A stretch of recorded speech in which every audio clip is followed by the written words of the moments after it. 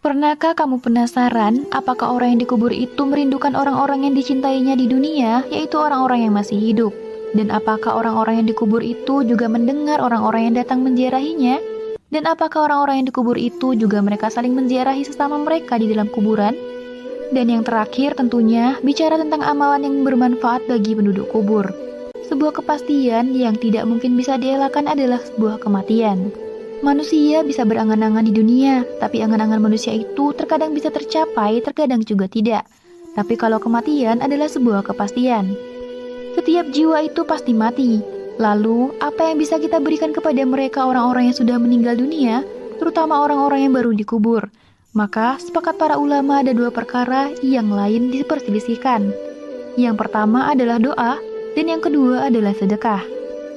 Kedua hal ini tidak ada hilafnya, tapi selain doa dan sedekah ini dihilafkan ulama panjang, maka kita akan mempelajari dua hal ini. Nabi Muhammad SAW memerintahkan kita untuk menyolatkan jenazah, maka di antara doa yang diajarkan Nabi SAW adalah, Ya Allah, ampuni dia, rahmati dia, maafkan dia, muliakan tempat duduknya, luaskan kuburannya, mandikan dia dengan air, salju, dan air yang dingin. Bersihkan kesalahannya sebagaimana baju yang kotor dibersihkan. Gantikan tempat terbaik untuknya, keluarga terbaik untuknya, pasangan terbaik untuknya, dan selamatkan dia dari fitnah kubur dan azab neraka. Dan Nabi Muhammad SAW mengatakan, mintakan ampun kepada Allah atas dosa-dosa saudara kalian, dan mintalah kepada Allah ketetapan agar dia bisa menjawab karena dia sedang ditanya. Dan beberapa riwayat yang tidak mungkin saya bacakan karena panjang. Jadi sahabat ngabis hijrah, kesimpulannya adalah, kalau seandainya kemudian kita menguburkan jenazah atau menziarahi kuburan, maka doa yang disepakati yang harus kita berdoa untuk ahli kubur itu tiga. Pertama, mintakan kepada Allah akan ampunan dosa-dosanya. Yang kedua, mintakan kepada Allah agar dia dirahmati.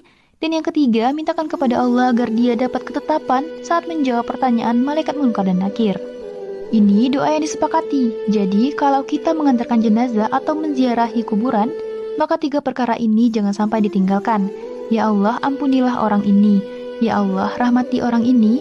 Ya Allah, tetapkan jawaban orang ini. Kalau itu orang tua kita bicara. Ya Allah, tetapkan ampunan bagi orang tuaku, berikan rahmat bagi orang tuaku, dan tetapkanlah jawaban dari pertanyaan Munkar dan Nakir bagi orang tuaku. Begitu seterusnya.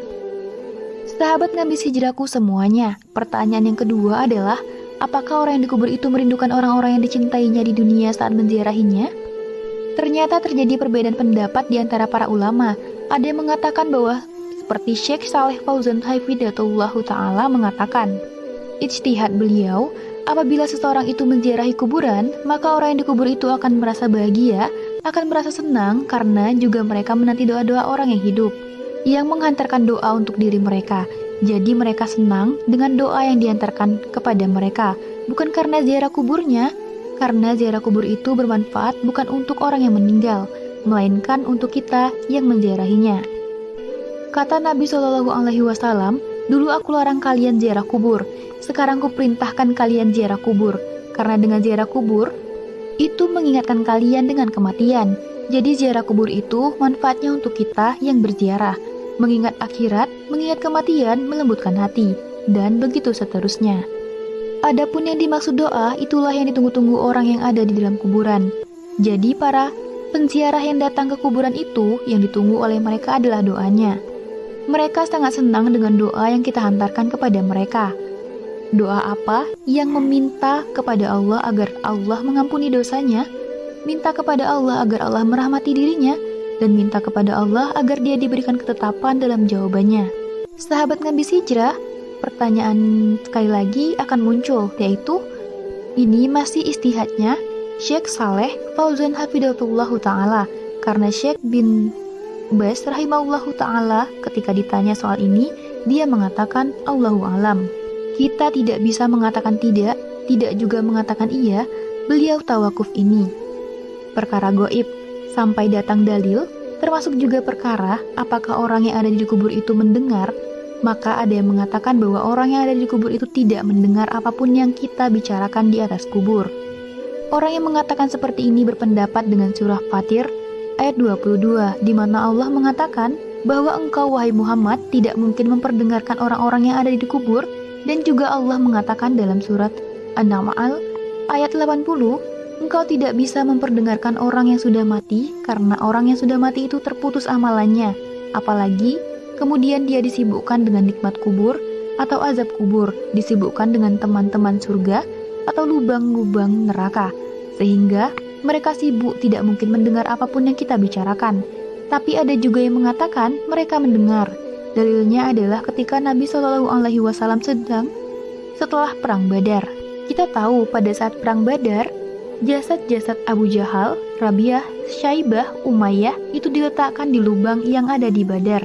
Jadi jasad-jasad itu, bangkai-bangkai Abu Jahal itu, maka Nabi Shallallahu Alaihi Wasallam tiba-tiba mengajak bicara bangkai-bangkai itu dan mengatakan, kata Nabi, sesungguhnya aku, kata Nabi, sudah mendapatkan apa yang Allah janjikan kepadaku.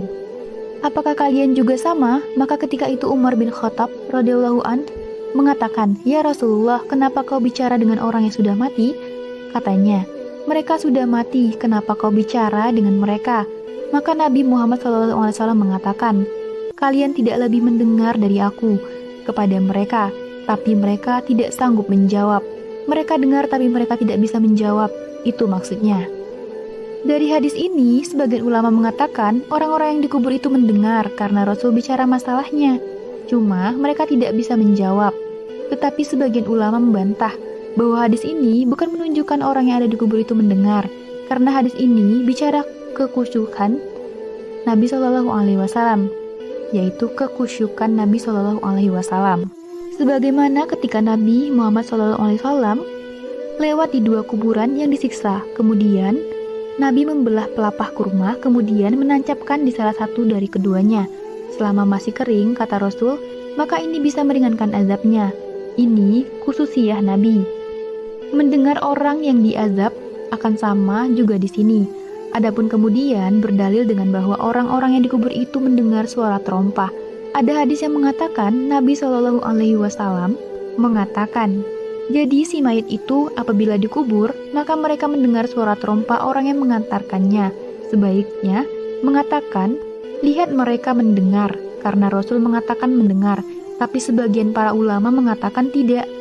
Maksudnya di sini adalah mendengar itu pada saat itu saja, saat dikubur saja mendengar. Apakah mendengar terus setiap ada orang yang menziarah kubur? Ternyata tidak, karena konteks hadis ini adalah saat penguburan. Jadi, saat kemudian si mayat itu dikubur, kemudian para pelayat dan pengantar itu pulang, disitulah dia mendengar suara terompah sandal yang semakin jauh meninggalkannya.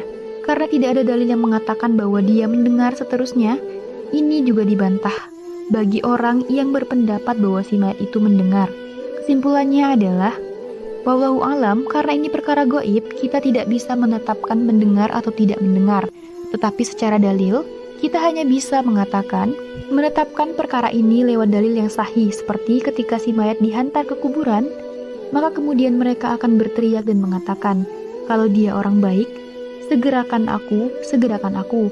Tapi kalau dia tidak baik, orang jahat, maka dia mengatakan, hendak kau bawa kemana aku? Katanya, kau merasakan. Tapi merasakannya saat itu saja, saat ketika diantar jenazahnya, termasuk juga mendengar suara terompah.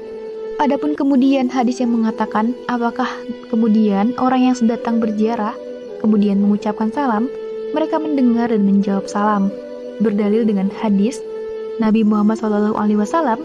Jadi apabila kita mengucapkan salawat kepada Rasul, maka Nabi akan menjawab di dalam kuburnya salam yang disampaikan malaikat kepadanya. Tapi ini juga, kalaupun sahih hadis ini, kata para ulama, adalah khususiyah Nabi, bukan untuk orang lainnya. Tapi yang jelas, bahwa karena ini perkara gaib, ada yang berpendapat mereka mendengar, ada yang berpendapat mereka tidak mendengar. Maka kita mengatakan wallahu alam, kita hanya menetapkan yang ditetapkan dalil dan kita tidak menetapkan yang tidak ditetapkan dalil. Walaupun sekali lagi banyak para ulama berpendapat bahwa mereka mendengar. Seperti Ibnu Taimiyah, kemudian juga muridnya Imam Abdul Qayyim rahimahullahu ta'ala, mereka mengatakan mendengar. Pertanyaan berikutnya adalah, apakah juga si mayit tersiksa hatinya karena niyahahnya orang-orang yang ada di atas kuburannya? Ada keluarga si mayat itu menampar-nampar pipi, merobek-robek pakaian, memotong-motong rambut, berguling-guling, berteriak-teriak ala jahiliyah. Ini namanya menolak takdir, karena ada hadis Nabi Shallallahu Alaihi Wasallam mengatakan, sesungguhnya si mayat itu akan terazab dengan tangisan orang yang hidup.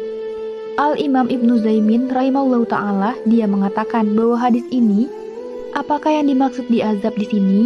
Yang adalah, bagian para ulama mengatakan, ia diazab karena sebelum matinya dia tidak berwasiat. Umpamanya, kalau saya berwasiat kepada keluarga saya nanti, kalau saya mati, jangan kalian tangisi saya. Kemudian saya mati, kemudian dia menangisi saya, maka kita tidak akan terpengaruh dengan tangisannya. Tapi kalau seandainya sebelum mati tidak berwasiat seperti itu, kemudian keluarga si mayat menangisi sejadi-jadinya, itulah yang kemudian diazab. Ada sebagian ulama yang mengatakan seperti itu, karena wasiat itu tidak diberitahu duluan. Kalau dia mati, jangan lakukan seperti itu. Tapi ulama lain berpendapat itu hanya sekedar pendapat saja, tapi zahir hadis ini bahwa si mayat itu diazab. Tapi beliau mengatakan diazab bukan berarti diazab fisiknya, bukan, karena tidak mungkin dosa orang lain dipikul oleh orang lain. Tapi yang dimaksud diazab di sini adalah hatinya itu merasa tersiksa, seperti umpamanya seseorang yang safar. Kata Nabi Shallallahu Alaihi Wasallam, kata safar itu potongan dari azab. Apakah ketika kita safar kita diazab? Tidak. Cuma orang safar itu tidak enak. Orang safar itu walaupun tidak melakukan apapun akan merasa capek, lelah, letih. Maka yang dimaksud diazab di sini di kuburannya itu bukan diazab fisiknya, tetapi hatinya merasa sedih. Itu yang disebutkan oleh beliau, Al-Imam Ibnu Zaimin rahimahullahu ta'ala. Kemudian juga masalah yang lain, apakah orang-orang yang ada di kuburan itu mereka saling menziarahi satu sama lain? Umpamanya orang tua meninggal duluan, kemudian anaknya menyusul, apakah di kuburan kemudian anaknya bisa menziarahi orang tuanya? Atau sebaliknya? Di sini pun terjadi perbedaan pendapat. Al-Imam Ibnu Qayyim rahimahullahu ta'ala dalam kitabnya Ar-Ruh mengatakan bahwa orang-orang yang ada di kuburan itu saling menziarahi selama mereka mukmin, tapi kalau mereka kafir maka tidak saling menziarahi. Kenapa? Karena orang kafir itu sudah sibuk dengan azab kubur, tapi seorang mukmin diberikan nikmat. Kemudian Al-Imam Ibnu Qayyim rahimahullah ta'ala juga gurunya Ibn Taimiyah membawakan dalil hadis dari Abu Hurairah radhiyallahu an bahwa Nabi SAW bersabda, ketika seorang mukmin mendekati ajalnya, para malaikat rahmat datang menemuinya dengan membawa kain sutra berwarna putih. Mereka berkata, keluarlah engkau sebagai ruh yang diridhoi dan menuju kepada rahmat Allah dengan bau yang harum dan tidak dimurkai Allah. Lalu ruh tersebut keluar dan mengeluarkan bau misik yang paling harum, sampai-sampai para malaikat berebut satu dengan yang lainnya untuk mendapatkannya. Kemudian mereka pun membawanya sampai ke pintu langit pertama. Lalu penduduk langit pun mengatakan, betapa harumnya ruh yang kalian bawa ini dari bumi. Lalu para malaikat pun mendatangi roh kaum mukminin yang lain. Ruh kaum mukminin bergembira dengan kedatangan roh tersebut. Dengan berkegembiraan itu melebihi kegembiraan ketika bertemu orang lama yang tidak berjumpa. Syahidnya yang terakhir ini, kata Imam Ibnu Qayyim, lihat orang-orang yang beriman, mereka bergembira dengan kedatangan tamu yang baru. Bahkan juga dinukilkan oleh Imam Asy-Syuyuti rahimahullahu ta'ala, perkataan ulama-ulama salaf seperti Sa'id Ibn Zubair. Dia mengatakan, apabila orang itu meninggal dan anaknya juga sudah meninggal, maka anak dan bapak akan berjumpa dan sangat merindukan seperti orang yang sudah lama tidak berjumpa. Kemudian berjumpa. Dan juga perkataan yang sama juga disebutkan oleh Sabit Al-Bunani dan juga Sufyan Ats-Tsauri rahimahullahu ta'ala. Intinya mereka saling menziarahi satu dengan yang lainnya. Ini satu pendapat dari Syekhul Islam Ibn Taimiyah. Kemudian juga muridnya Imam Ibnu Qayyim dikuatkan oleh Imam Suyuti dan ulama-ulama yang lain. Tapi sebagian mengatakan tidak, karena riwayat tentang ziarah penziarah itu tidak ada yang kuat, katanya. Seperti Syekh Sulaiman Ar-Rahaidi rahimahullah ta'ala mengatakan tidak ada. Kemudian juga Utsman Al-Khamis hafidhatullahu ta'ala mengatakan hadisnya lemah, karena mereka disibukkan dengan perkara-perkara yang sudah jelas. Kalau dia orang yang beriman, berarti sibuk dengan nikmat kubur. Kalau dia orang yang kafir, maka sibuk dengan azab kubur. Tidak mungkin mereka saling menziarahi, tapi sekali lagi ini perkara ijtihad ulama. Kita tidak bisa menetapkan ziarah ataupun tidak ziarah, karena ini perkara gaib masalahnya. perkara gaib ini harus berdasarkan dalil yang jelas, karena juga para ulama ada yang mengatakan berziarah, mengatakan tidak berziarah, dan mereka ulama-ulama besar.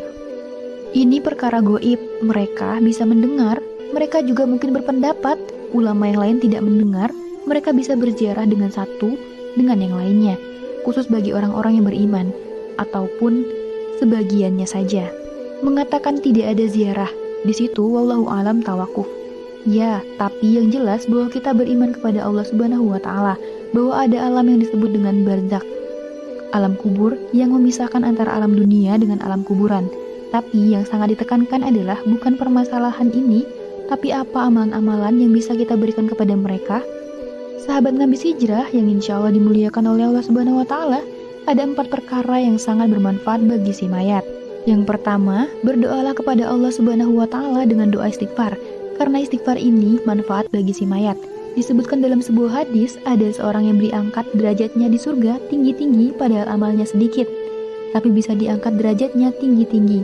Kemudian dikatakan, "Ya Rob, aku tidak banyak beramal, kenapa kau tempatkan aku di tempat yang paling tinggi?" Maka Nabi Shallallahu Alaihi Wasallam terus menjelaskan dalam hadis ini, "Itu karena istighfar anakmu kepadamu. Lihat bagaimana dengan istighfar anakmu itu bisa mengangkat derajat kita di sisi Allah Subhanahu wa Ta'ala.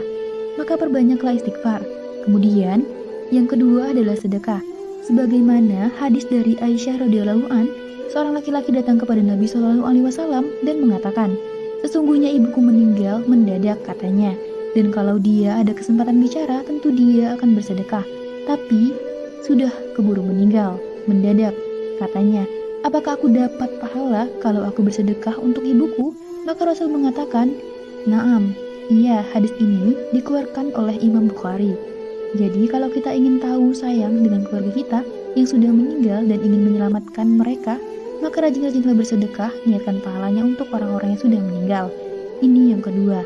Yang ketiga, menghajikan dan mengumrohkan orang yang sudah meninggal. Di sini, orang yang sudah melaksanakan haji dan umrohlah yang bisa menghajikan atau mengumrohkan orang lain. Walaupun ini terjadi perbedaan pendapat lagi, ada yang mengatakan tidak sampai, ada juga yang mengatakan sampai. Tetapi karena ada riwayat yang mengatakan tentang masalah ini, seperti hadis Abdullah ibn Buraidah dari bapaknya radhiyallahu an, dia mengatakan, "Ketika aku duduk di samping Nabi Shallallahu Alaihi Wasallam, tiba-tiba datang seorang wanita dan dia mengatakan, 'Saya ingin bersedekah untuk ibuku.' Maka kemudian Nabi Shallallahu Alaihi Wasallam mengatakan, dia mengatakan, 'Maka pahalamu akan sampai. Pahalamu akan sampai kepada ibumu.' Kemudian dia mengatakan, 'Ya Rasulullah, dia punya hutang puasa saat bulan Ramadan. Apakah aku harus berpuasa untuk ibuku?' Kata Rasul, 'Puasa untuknya.' Karena itu hutang." Ia kemudian mengatakan, "Dia belum haji, ya Rasulullah, apakah aku boleh menghajikan?" Maka Rasul mengatakan, "Hajikan untuk dia." Hadis ini dikeluarkan Imam Muslim. Artinya, kalau seandainya kita menghajikan atau mengumrohkan setelah kita haji dan umroh, itu akan sampai pahalanya kepada orang tua kita. Ini yang ketiga. Yang keempat adalah, jika orang tua kita punya wasiat atau nazar, maka sampaikanlah wasiat itu. Laksanakan wasiat itu karena wasiat itu akan sampai kepadanya. Lebih berhak untuk dibayar wasiat dan hutang-hutang orang tua, dan banyak pembahasan tentang ini. Tapi yang jelas bahwa inilah amalan-amalan yang sangat bermanfaat untuk orang yang sudah meninggal. Sekianlah pembahasan kali ini, semoga bermanfaat.